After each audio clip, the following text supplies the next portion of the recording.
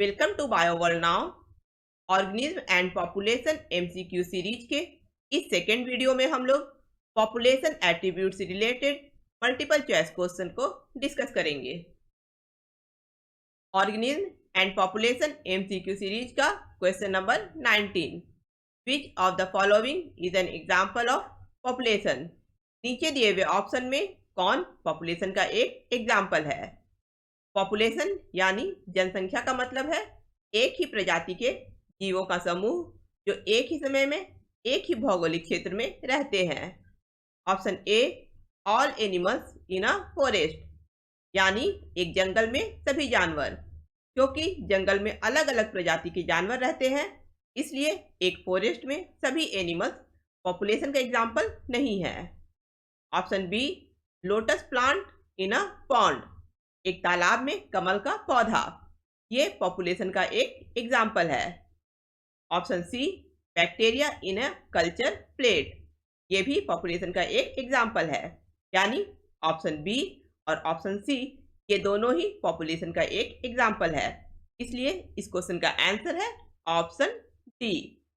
Both option B and option C are example of population. Question number 20.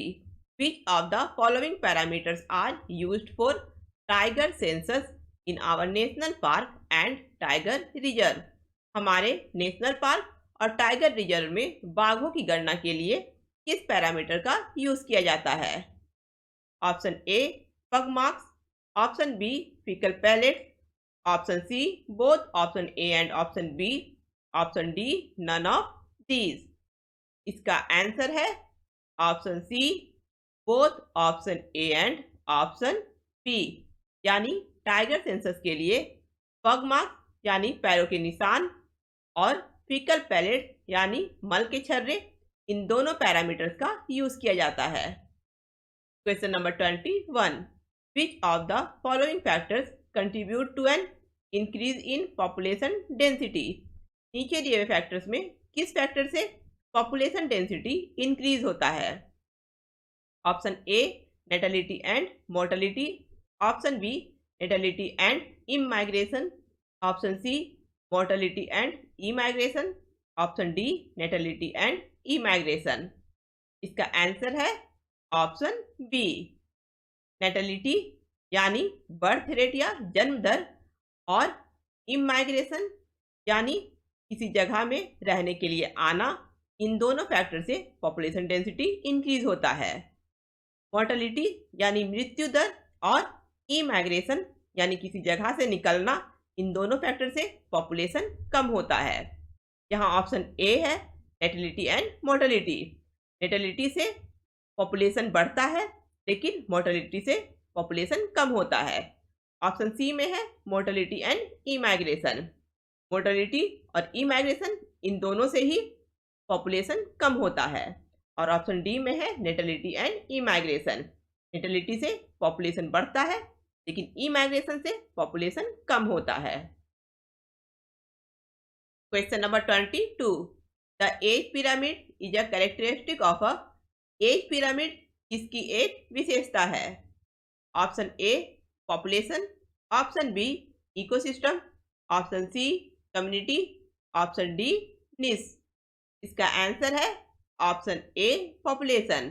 The age pyramid is a characteristic of a population. Question number 23, natality refers to, natality का मतलब क्या होता है? Option ए, death rate यानी मृत्यु दर, option B, birth rate यानी जन्म दर, option C, number of individual living the habitat, किसी जगह को छोड़ने वाले इंडिविजुअल की संख्या, option D, number of individual entering the habitat, किसी जगह प्रवेश करने वाले इंडिविजुअल की संख्या। इसका आंसर है option B, birth rate. Natality का मतलब होता है बर्थ रेट यानी जन्म दर। Question number 24, what type of human population is represented by the following age pyramid. नीचे दिया हुआ एज पिरामिड किस टाइप के ह्यूमन पॉपुलेशन को रिप्रेजेंट कर रहा है? Option A, expanding population, option B stable population, option C vanishing population, option D declining population. जैसा कि हम लोग जानते हैं कि एज पिरामिड को 3 भागों में डिवाइड किया जाता है। पिरामिड के बेस में यानी सबसे नीचे प्री रिप्रोडक्टिव पॉपुलेशन होते हैं, जैसे बच्चे। पिरामिड के बीच में रिप्रोडक्टिव पॉपुलेशन होते हैं, यानी वे इंडिविजुअल जो अभी रिप्रोड्यूस कर रहे हैं। और पिरामिड के सबसे एपेक्स में यानी सबसे ऊपर पोस्ट रिप्रोडक्टिव इंडिविजुअल होते हैं, जैसे ओल्ड एज के इंडिविजुअल जो अब रिप्रोड्यूस नहीं कर सकते हैं। इस एज पिरामिड में प्री रिप्रोडक्टिव पॉपुलेशन कम है, यानी पॉपुलेशन में बच्चे कम हैं, इसलिए बाद में रिप्रोडक्टिव ग्रुप में आने वाले इंडिविजुअल कम है, इसलिए आने वाले समय में ग्रोथ रेट नहीं बढ़ेगा। इसलिए ये एज पिरामिड एक डिक्लाइनिंग पॉपुलेशन है, इसलिए इसका आंसर है option D. Question number 25, emigration refers to. Emigration का मतलब क्या होता है? ऑप्शन ए बर्थ रेट यानी जन्म दर, ऑप्शन बी डेथ रेट यानी मृत्यु दर, option C number of individual living the habitat, निवास स्थान छोड़ने वाले लोगों की संख्या, option D number of individual entering a habitat, निवास स्थान में प्रवेश करने वाले लोगों की संख्या। इसका आंसर है ऑप्शन सी। ई माइग्रेशन का मतलब होता है number of individual living the habitat, यानी निवास स्थान छोड़ने वाले लोगों की संख्या। Question number 26, in which phase maximum growth rate takes place. एक ग्रोथ कर्व के किस फेज में सबसे अधिक विकास दर होता है? Option A lag phase, option B stationary phase, option C exponential phase, option D maturation phase. इसका आंसर है ऑप्शन सी एक्सपोनेंशियल फेज। एक ग्रोथ कर्व के एक्सपोनेंशियल फेज में सबसे अधिक विकास दर होता है। Question number 27, a broad base age pyramid indicates. Age pyramid का चौड़ा बेस क्या इंडिकेट करता है? Option A high percentage of old individual, option B low percentage of old individual, option C low percentage of young individuals, option D high percentage of young individuals. Age pyramid के base यानी सबसे नीचे में pre reproductive population यानी बच्चे और young individual होते हैं। अगर एज पिरामिड में बेस चौड़ा है तो इसका मतलब है यंग इंडिविजुअल का परसेंटेज अधिक है, इसलिए इस क्वेश्चन का आंसर है option D high percentage of young individual. अगर एज पिरामिड का बेस चौड़ा है तो इसका मतलब है यंग इंडिविजुअल का परसेंटेज अधिक है। Question number 28, a biologist studied the population of tiger in a forest.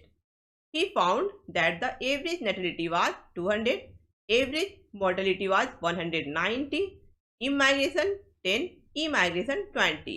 The net increase in population is। एक बायोलॉजिस्ट ने एक जंगल में बाघों की जनसंख्या पर अध्ययन किया। उन्होंने पाया कि औसत जन्म दर था 200, औसत मृत्यु दर था 190, इमाइग्रेशन था 10 और इमाइग्रेशन था 20। तो बाघों की जनसंख्या में कितना वृद्धि हुआ है?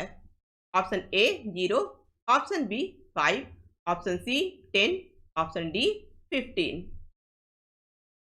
जैसा कि क्वेश्चन में दिया हुआ है, नेटिलिटी बराबर 200, मोर्टेलिटी बराबर 190, इमाइग्रेशन बराबर 10 और इमाइग्रेशन बराबर 20।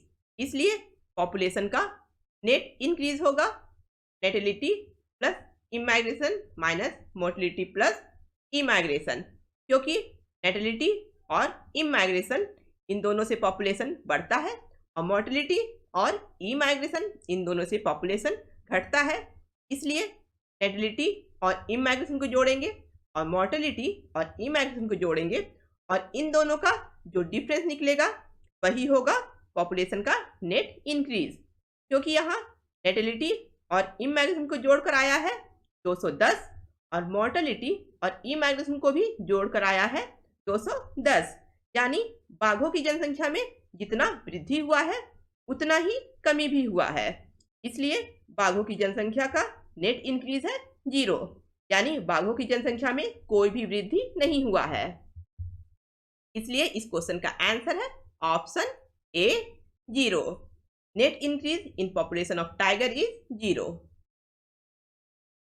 Question number 29, in which phase the minimum growth rate takes place. एक ग्रोथ कर्व के किस फेज में सबसे कम विकास दर होता है? Option A lag phase, option B stationary phase, option C exponential phase, option D maturation phase. इसका आंसर है option A lag phase. Question number 30, the exponential population growth is expressed by. Exponential population growth किस equation के द्वारा व्यक्त किया जाता है? इसका आंसर है option D, dn/dt equal to rn। इस इक्वेशन के द्वारा एक्सपोनेंशियल ग्रोथ कर्व एक्सप्रेस किया जाता है। Question number 31, the logistic population growth is expressed by. Logistic population growth किस इक्वेशन के द्वारा व्यक्त किया जाता है? इसका आंसर है option B, logistic population growth का इक्वेशन है dn/dt equal to rn into k minus n by k। Question number 32, what type of curve are obtained in the exponential growth? Exponential growth में किस तरह का curve प्राप्त होता है? Option A L shaped, option B V shaped, option C A shaped, option D sigmoid shaped. इसका answer है option C, exponential growth में ए शेप्ड कर्व ऑब्टेन होता है, क्योंकि एक्सपोनेंशियल ग्रोथ में पॉपुलेशन बहुत धीरे धीरे बढ़ता है और फिर बाद में पॉपुलेशन बहुत तेजी से बढ़ने लगता है, इसलिए कर्व बहुत जल्दी ऊपर की ओर बढ़ जाता है और इस तरह से एक्सपोनेंशियल ग्रोथ में ये शेप्ड कर्व ऑब्टेन होता है। Question number 33, geometric representation of age structure is a characteristic of. Age structure का ज्योमेट्रिक रिप्रेजेंटेशन इसकी एक विशेषता है? Option A ecosystem, option B population, option C community, option D species. इसका आंसर है option B population. Question number 34, the effect of emigration on population density is. Population density पर emigration का क्या effect होता है?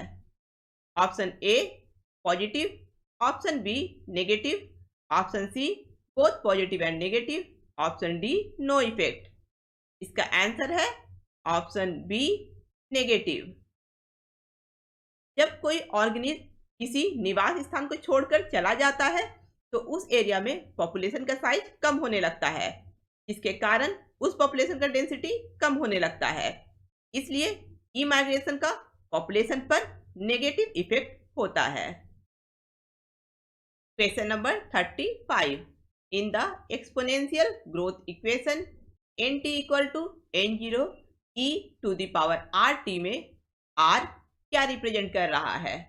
Option A intrinsic rate of natural increase, option B carrying capacity, option C population density, option D base of natural logarithm. इसका answer है option A. इस equation में small R natural increase के intrinsic rate को represent कर रहा है। Question number 36, in the exponential growth equation nt equal to n0 e to the power rt में e क्या रिप्रेजेंट कर रहा है? Option A the base of logarithm, option B the base of exponential logarithm, option C the base of natural logarithm, option D the base of geometric logarithm. इसका answer है option C. इस equation में e natural logarithm के base को represent कर रहा है। Question number 37, which of the following statement is correct regarding a growing population of a country. एक देश के बढ़ते हुए जनसंख्या के बारे में नीचे दिए हुए स्टेटमेंट में कौन सा स्टेटमेंट सही है? Option A pre reproductive persons are more than the reproductive person. Pre reproductive individual का नंबर रिप्रोडक्टिव इंडिविजुअल से अधिक है। Option B, pre reproductive person are less than the reproductive person. Pre reproductive individual का number reproductive individual से कम है। Option C, pre reproductive and reproductive person are equal in number. Pre reproductive और reproductive individual का number एक बराबर है। Option D, none of these, इनमें से कोई नहीं। इसका आंसर है option A, pre reproductive persons are more than the reproductive person। जिस पॉपुलेशन में प्री रिप्रोडक्टिव इंडिविजुअल का नंबर रिप्रोडक्टिव इंडिविजुअल से अधिक होता है, उस पॉपुलेशन में ग्रोथ होता है, क्योंकि कुछ समय के बाद pre reproductive individual reproductive age में पहुंच जाएंगे और ऑफ स्प्रिंग रिप्रोड्यूस करेंगे। नेक्स्ट वीडियो में हम लोग इस चैप्टर से रिलेटेड कुछ और क्वेश्चन को डिस्कस करेंगे।